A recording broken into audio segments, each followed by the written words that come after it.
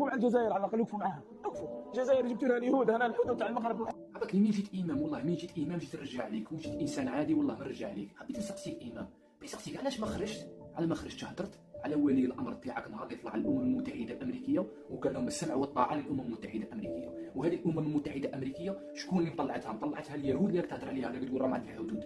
اليهود هي اللي مطلعه الامم المتحده الامريكيه. شا قال لهم ولي الامر تاعك؟ قال لهم السمع والطاعه للامم المتحده الامريكيه. علاش ما خرجت وهضرت على ولي الامر تاعك؟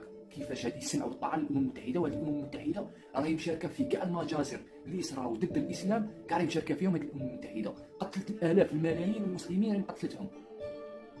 علاش ما خرجت تهضر؟